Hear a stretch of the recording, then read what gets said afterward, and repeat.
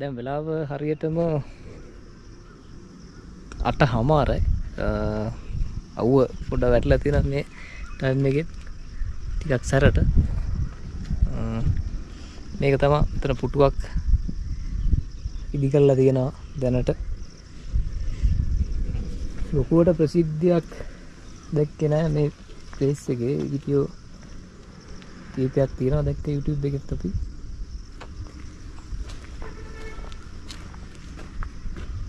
ලස්සනයි මුළු ඒරියා එකම පේනවා.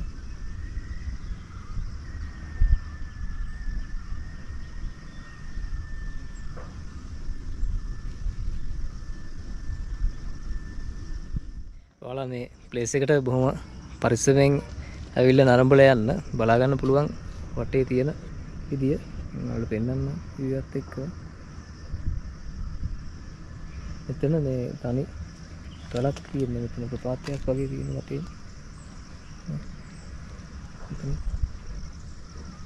බලා ගන්න පොඩ්ඩක් කකුල ගැසුනොත් එහෙම කෙලින්ම